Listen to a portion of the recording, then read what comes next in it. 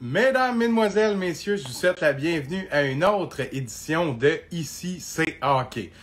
Comme vous le savez peut-être, le mercredi, on est plus soft, on est plus relax. Donc aujourd'hui, notre premier segment, ça s'appelle Autour d'un verre, avec notre ami Rocky Voyer, Félix Rocky Voyer, qui va venir déguster un petit drink avec nous en nous jasant de hockey. On a regroupé quelques sujets de la Ligue nationale de hockey qui seront très intéressants et qu'on discutera dans la prochaine demi-heure. Voilà Félix qui m'envoie ça. On va être avec lui dans un instant. Oh yes, sir! Salut Matt, bonsoir la société. Bonsoir la société. Salut mon fils, hey, je vais sortir ma petite couronne. Ben oui, ce soir tout en simplicité avec une bonne petite Bud Light, une petite Corona. Santé mon Matt.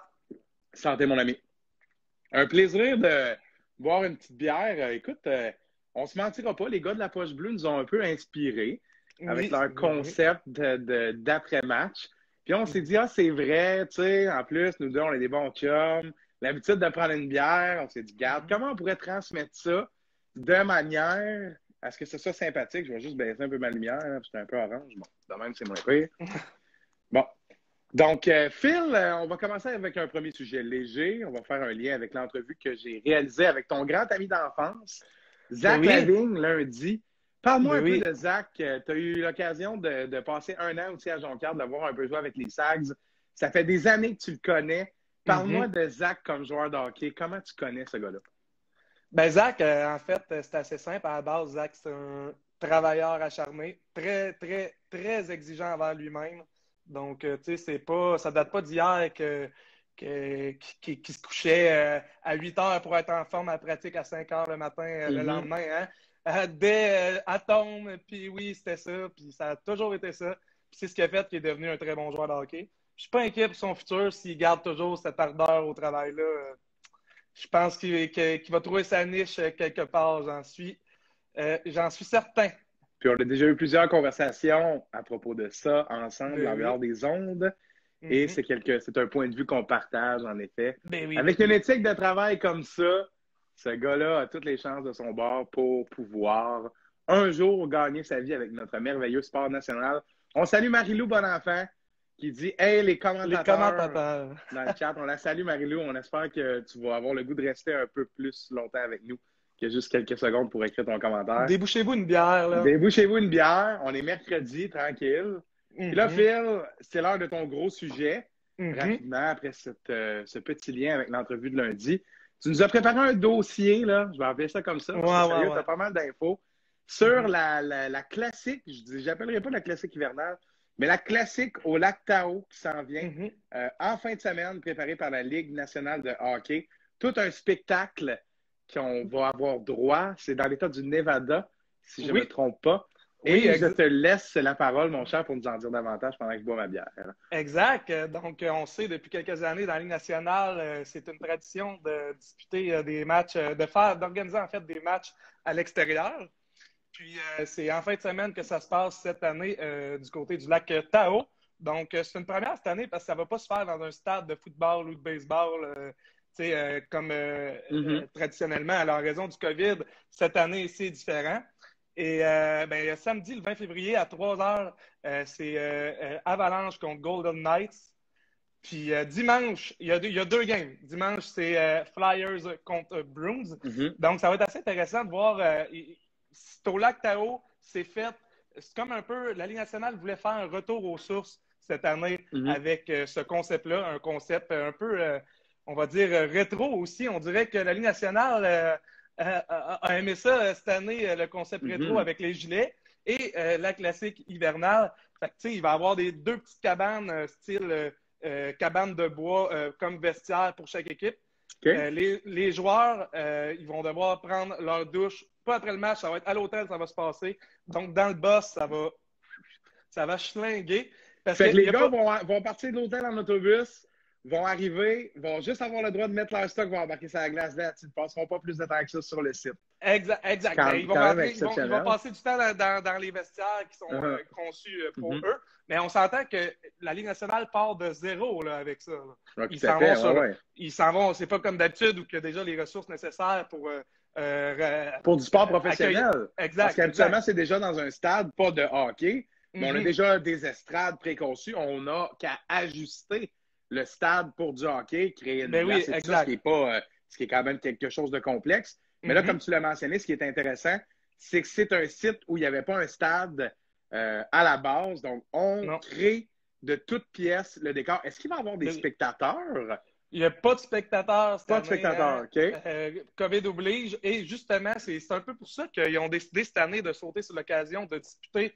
Ça faisait quelques années qu'il y avait dans l'idée de disputer un match avec un décor fantasmagorique. Puis ça va être très, très beau, là. Ben oui, c'est ça. Puis c'est vraiment un événement télévisuel. C'est fait pour le téléspectateur, puisque pas personne dans les gradins. Je pense que la production va faire pour qu'à la télé, là, ça soit tout un show, en fait. Là. Et ça, ça ressemble un peu, pour les gens qui n'ont pas vu des images de Lac Tahoe, on peut faire un lien un peu avec Lac Louise en Alberta et les autres lacs dans le coin de Banff et tout ça. Lac Louise était d'ailleurs parmi les candidatures pour accueillir la classique. Finalement, ça n'a pas eu lieu, mais quand même. Et on comprend de cette information-là que c'est dans la même veine, là, ce qu'on retrouve à Lac Tahoe, c'est-à-dire quelque chose, un paysage naturel qui rappelle des un montagnes, peu le fond des de arbres. hockey, là, des montagnes, des arbres, le hockey au chalet sur le petit étang. C'est un peu l'effet qu'on veut créer là, en plein hiver, même au Texas où il fait très froid présentement. On a une petite mention à Bernard Drainville et Luc Lavoie cet après-midi qui voulaient aller pelleter au Kentucky pour avoir nos vaccins plus vite, étant donné qu'il y a une grosse tempête là-bas. Bref, on vous épargne les détails. Mais étant donné cette température glaciale et l'hiver qui frappe l'Amérique du Nord, ça va mettre un peu de chaleur, hein, le jeu de mots est ironique, là. Un peu de chaleur dans les foyers, étant donné, comme tu l'as très bien dit, c'est une expérience conçue pour le téléspectateur. Il risque d'avoir toutes sortes de prises de caméra, de photos, de contenu qui va être créé par la LNH. Il y a déjà, si vous suivez les pages de réseaux sociaux de la Ligue nationale, là, ils ont déjà commencé à publier des photos. Là. Ça commence à se mettre en place. Là, une petite vidéo, tu m'as identifié dans la petite vidéo tantôt? Ils viennent tout juste une heure ou 2 heures là, de publier une vidéo qui montre un peu c'est sous quel angle que la Ligue nationale aborde ce match-là. Donc, l'angle du retour aux sources, hein, on peut dire. Avant les spectateurs, qu'est-ce qu'il y a avant les spectateurs? Qu'est-ce qu'il y a avant le vedettariat? Ben, il y a une puck, une glace, puis des bandes. C'est un peu ça, je pense, qu'ils veulent recréer là, dans tout ça. Un peu le côté artisanal, ben oui. Exact. Le retour aux sources, tu l'as bien dit. Phil? Il va y avoir le tableau indicateur aussi qui va être de style rétro. Là, oui, c'est ça, ce dont on s'est un peu parlé cet après-midi, qui risque de ressembler peut-être à un tableau de baseball ou... Ben, j'ai pas plus de détails, mais ce que je sais, le rétro, ça va être intéressant. Peut-être des panneaux qui seront pas des écrans, là. Peut-être des scores à changer à la main. J'imagine. J'ai bien hâte de voir, mais ça va être un bon show. 2 matchs, fait que samedi, dimanche à 3h. Là. Puis les Bruins qui jouent contre les Flyers, c'est la 2e fois qu'ils jouent contre eux autres dans un match extérieur. Ouais. C'est la 2e fois qu'ils jouent contre. C'était en 2010. Les Bruins avaient gagné 2-1 contre les Flyers en prolongation au Fenway Park. Ouais, OK. Ça, c'est quand même cool. C'est ce match-là. Là. Et c'est hot que la LNH reproduise les confrontations. C'est-à-dire des équipes qui se sont affrontées jadis. Là, ça fait déjà 11 ans. C'était un match serré là, dans le temps. Mais ça a toujours joué serré. Il y a plusieurs matchs en tir de barrage. Bruins Flyers, c'est toujours des... Et même cette année, ce sont 2 très bonnes équipes. Parle-moi donc un peu de ton point de vue personnel là-dessus. Vas-tu écouter le match? Est-ce que c'est quelque chose qui te charme, le décor de Lac Tahoe? Ben oui. Ben là, c'est sûr que, tu sais, même si je voudrais me trouver quelque chose d'autre à faire samedi ou dimanche, pas grand-chose d'autre, à part aller écouter un film, pas de popcorn. Puis, Ouais.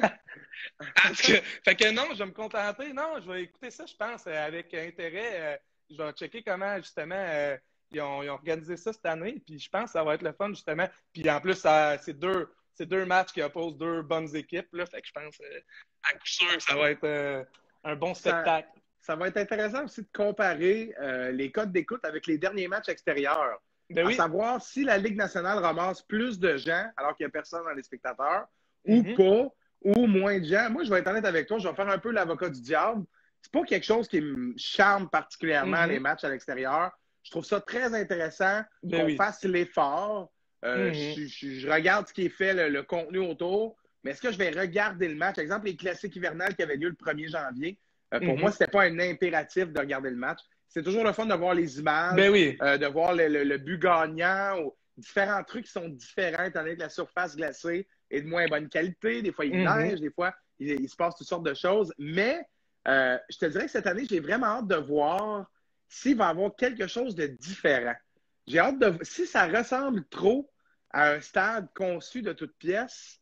Je vais peut-être être un peu déçu. J'ai vu une vidéo, ça a l'air vraiment, vraiment très beau. J'ai hâte de voir à quel point ça va être différent des autres années parce que personnellement, après une période, si ça ressemble à ce qu'on a vu, les classiques héritages canadiens Oilers, OK, là, mais je ne regarderai pas le match au complet, là, même s'ils ont mis beaucoup d'efforts.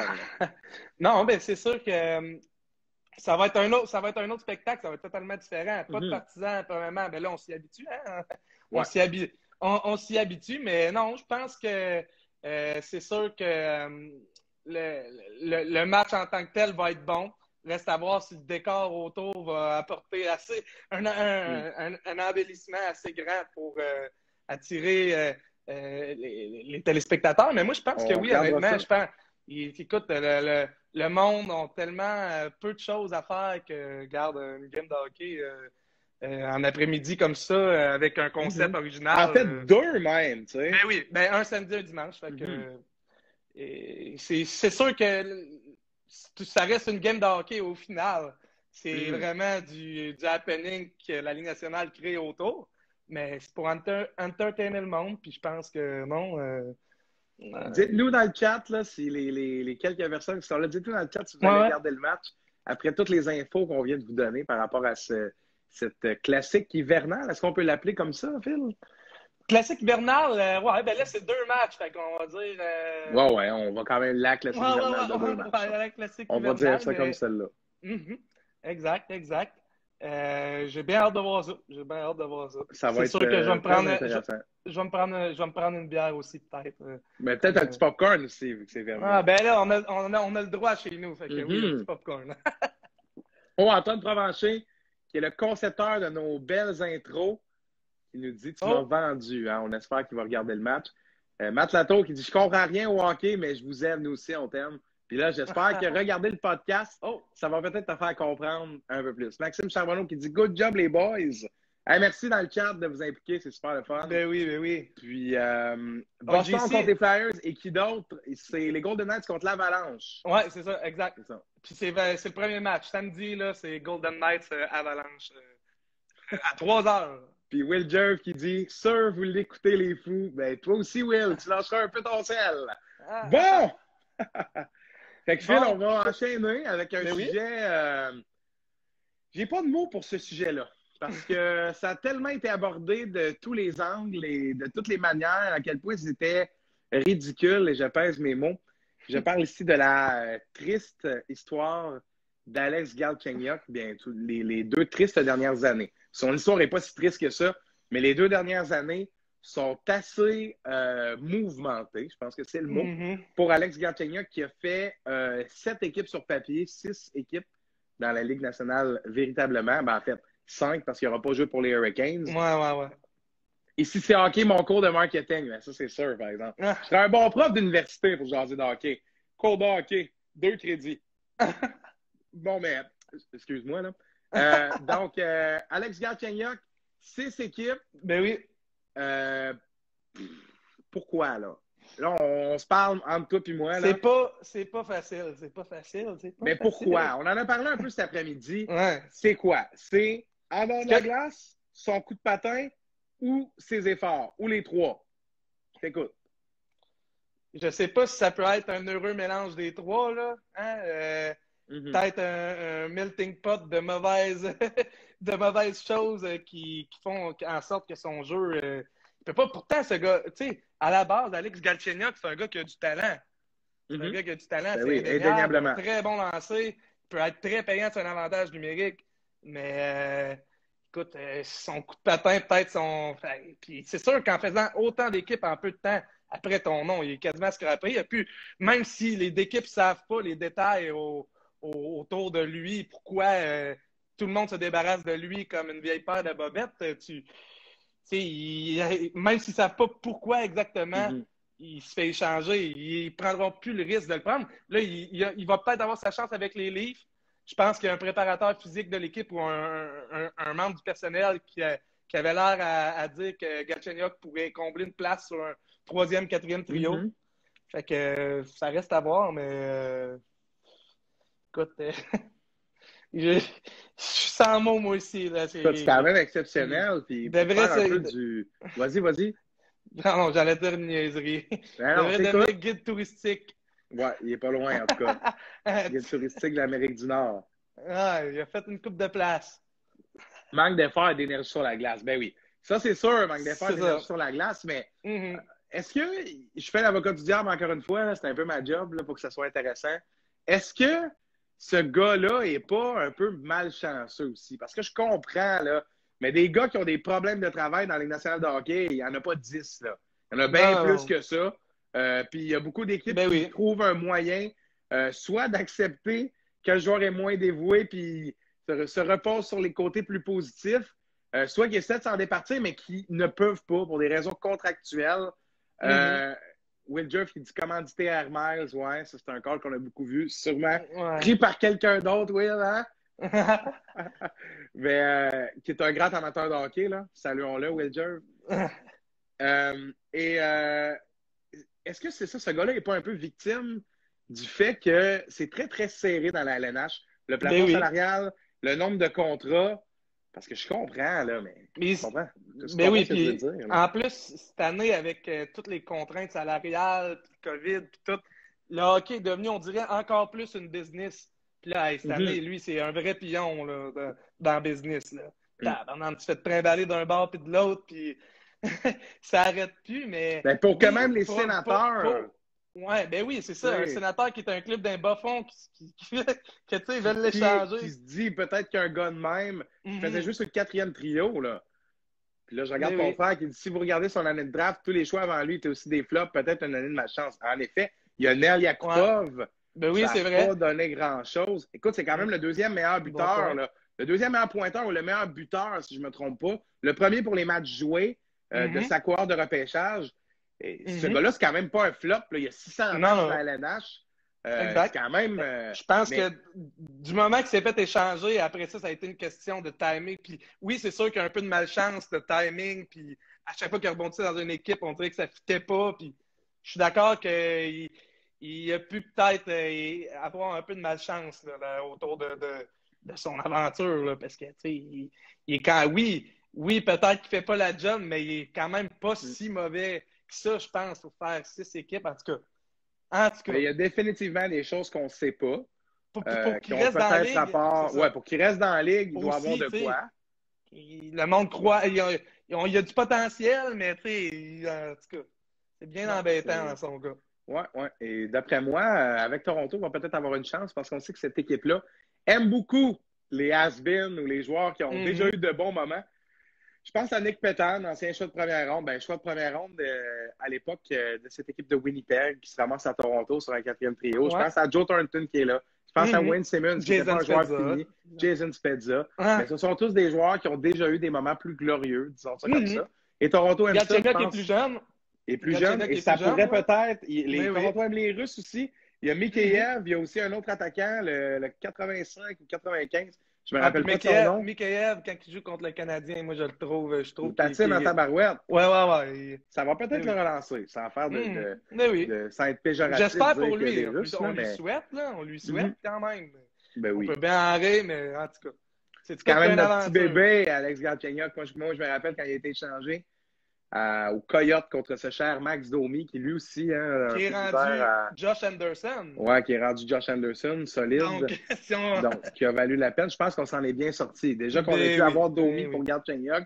Si on regarde contre quoi il vient d'être échangé, David Wasarski, un autre gars des mineurs, on a eu beaucoup. Et en plus, Domi, sa valeur qui a considérablement baissé. On va chercher Anderson qui va bien. Donc, concernant le Canadien, il n'y a rien à dire pour ce move-là. bien sorti. Mais tu sais, Galchenyuk, un peu notre bébé, c'est quand même 3e choix total en 2012. C'est quand même un gars qui a marqué des beaux buts. On l'avait échangé à l'époque. Certains étaient contents, d'autres, ça faisait mal quand même. Moi, je n'étais pas content. Moi, j'étais complètement en désaccord avec ce move-là. J'adorais ce joueur-là.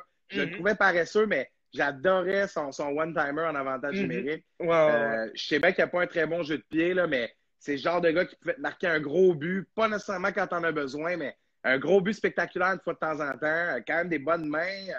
Il y avait quand même un aspect spectacle dans ce joueur-là, mais bref, on s'est fait le tour, mais c'est un joueur offensif qu'on pourra surveiller, en espérant qu'il ne soit pas trop offensif avec les Leafs, parce que ça pourrait nous faire mal, cette équipe-là qui commence à avoir pas mal de profondeur, si toute leur has-been performe bien. On enchaîne maintenant avec un sujet... très intéressant, mais surtout assez cocasse. Et je m'explique. C'est un drôle d'adon. C'est un drôle d'adon, exactement. Je m'explique, sans révéler le punch, je te le laisse, bien évidemment. Connor McDavid pourra atteindre un plateau très, très important ce soir, celui des 500 points. Et il y a un certain Sidney Crosby qui a atteint ce plateau-là dans un nombre de matchs qui ressemble beaucoup. Ben, écoute. Je te lance la balle là-dessus. Ben oui. Écoute, si Connor McDavid, c'est simple, si Connor McDavid fait un point ce soir, il va récolter son 500e point en carrière à sa 369e partie, qui est la même chose que Sidney Crosby. Sidney Crosby a atteint le plateau des 500 points à son 369e match. Alors là, ça relance le débat, là. Ça relance le débat de greatest of all time. C'est sûr qu'on ne peut pas comparer toujours deux joueurs de la même époque, mais quand même de deux générations différentes. De deux styles différents, de deux équipes différentes. Ben oui, exact. Puis il y avait un certain aussi Alexander Ovechkin qui avait fait son 500e point à son 373e match. Je ne suis pas inquiet pour McDavid, mais McDavid fait quasiment un point à chaque match. Ça dépend, mais je pense que ce soir va peut-être égaler... le record de... Mais là, il ne peut pas ne pas faire de points ce soir. Mais s'il ne fait pas de points à soir, c'est sûr que ça serait plate pour lui parce que... Penses-tu qu'il le sait? Hein? Penses-tu qu'il le sait? D'après moi, il doit être au courant. Ça s'est parlé dans les médias aujourd'hui, puis je pense qu'il est au courant. Là. On a dû lui poser la... Est-ce qu'il regarde ça? Qu'on attend après le match, je sais pas. Non, sûrement qu'on lui a dit... C'est certain qu'on a fait le lien dans les médias là-bas, c'est sûr, mais... C'est sûr que d'après moi, il veut. Il veut son point à soir, puis il va travailler pour. C'est contre les... C'est pas... Non, c'est les Canucks. C'est contre Winnipeg. C'est contre les Jets, ce soir. Contre les Jets. C'est contre Winnipeg à soir. C'est présenté, je pense, à TVA Sport vers 2h. Fait que... Et est-ce que Pierre-Luc Dubois joue? As-tu l'info? J'ai pas eu l'info là-dessus. Je pense pas. Je pense qu'il est encore blessé aux dernières nouvelles. Mais ouais, puis ça allait pas très bien, je pense, son départ. C'était relax. C'était plutôt relax, son départ. Ouais, ça avait été relax. Je pense qu'il a joué un seul match, un ou deux matchs. Mais oui, ça avait été plus relax. Mais ça serait très, très intéressant de savoir comment Connor McDavid appréhende ce match-là, parce que étant donné les performances en denti des Oilers, c'est pas impossible là, que les Jets sortent fort et que les Jets ne soient pas dans le match. Là. Exact. Et le contraire aussi, est très possible, mais dans le sens, ça se peut que si les Jets mènent par un haut pointage, on va peut-être voir McDavid être ultra affamé d'aller chercher son point. Au moins pour avoir ça, mais je veux dire, ça illustrerait encore une fois le malheur de cette équipe-là d'avoir deux gars qui ramassent les points à pelle, mais pas être capable d'aller chercher la victoire. Là, je spécule, là, on ne sait pas comment va se passer le match de ce soir, là, mais il y a quand même quelque chose de cocasse à ce que ça prenne 369 matchs à Sidney Crosby et celui qu'on appelait son prodige arrive compare exactement. Ah ouais, on compare sans cesse les deux exactement au même match. Et puis, tu as ouvert un peu la parenthèse. Je serais curieux de voir les gens dans le chat à ce sujet-là. Ça ouvre un peu le débat entre Sid the Kid et Connor McDavid. Bon, là, il y a le fameux argument des championnats, évidemment. Mais si on parle à skill égal, là, pas à skill égal, c'est pas le cas ici, mais en enlevant les championnats, à performance individuelle contre performance individuelle, qui préférez-vous entre Sid the Kid et Connor McDavid, qui apportent deux choses complètement différentes sur la glace, sans dire qu'un est mieux que l'autre? Je t'écoute, mon cher.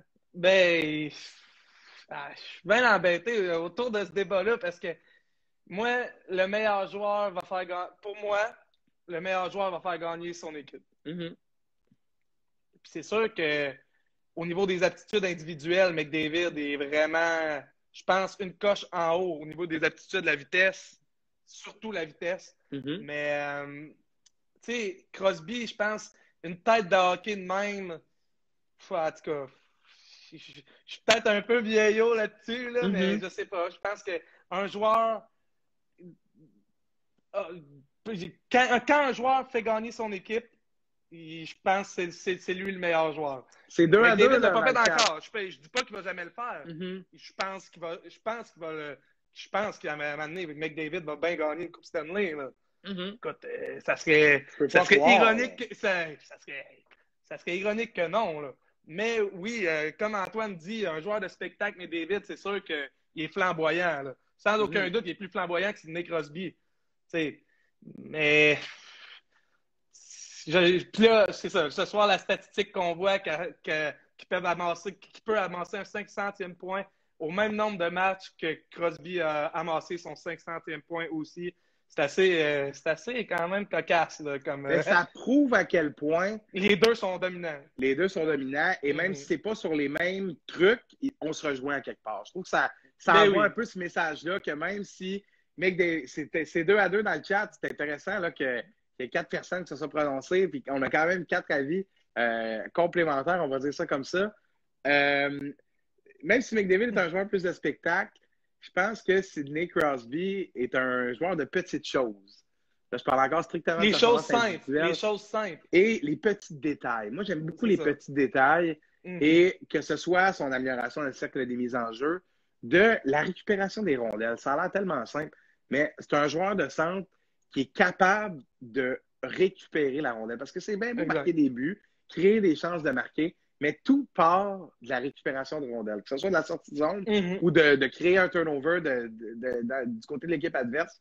Tout part de ça. Et quand tu as un gars comme Sidney Crosby sur ta ligne de centre, et oui, comme dit Louis-Thomas Bastien, son hockey IQ a une coche plus haute. Ben, McDavid aussi, de sa manière d'anticiper les joueurs.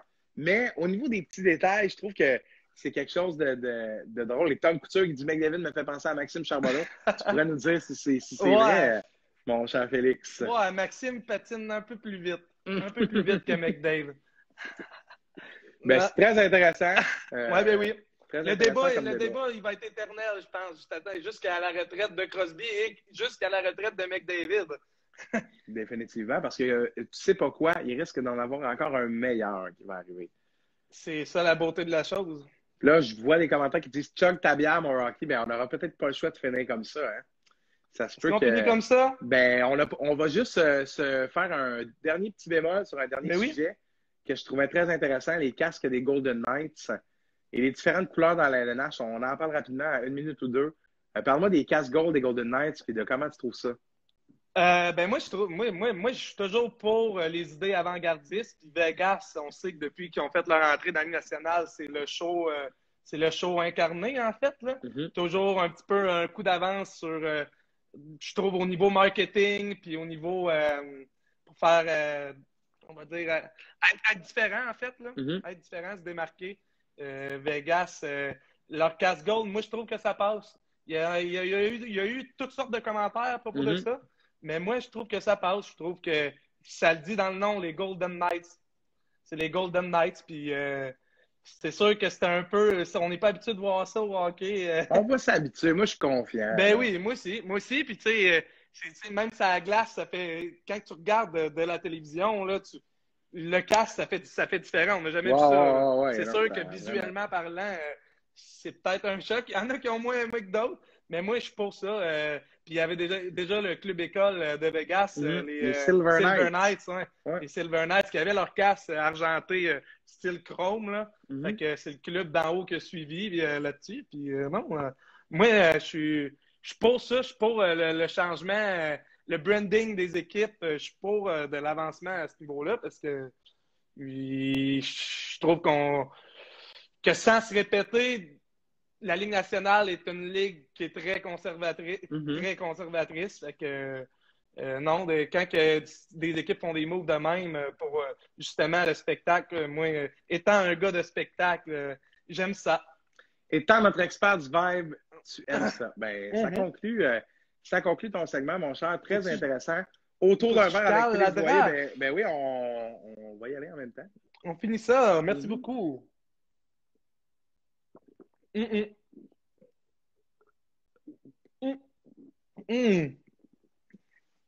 ça fait 1 an et demi quasiment qu'il n'y a pas eu de partie MVP. Là. Je suis plus habitué. Je suis plus habitué, non? Non, mais. Ça finit sur une note amère. Hein, ça finit sur une note amère, mais tu sais quoi? Étant donné que tu es un bon communicateur et que ton segment était très bon, je pense pas que ça va déranger personne, mon cher. Non, hein.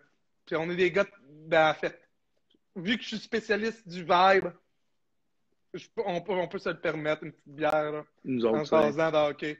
Il n'y a pas de stress avec ça, là. Pas de stress avec ça. Pas trop de stress. On se retrouve dans 1 mois, mon cher. J'ai bien hâte de revenir. C'était bien le fun, Matt. Puis, mais ça, t'es solide. Ben, toi aussi, mon cher. C'est un plaisir de faire ça avec toi. Puis, on se voit très bientôt, mon ami. Merci, Matt. Yes. Bonsoir, la société. Bonsoir, la société. C'était Félix Boyer pour notre premier segment de la soirée. Autour d'un verre, on a fait le tour de quelques sujets de la LNH. Ben, ça se poursuit dans quelques instants. Avec notre deuxième collaborateur, c'est Mathieu Desrosiers qui va être avec nous dans un instant. Revenez-nous.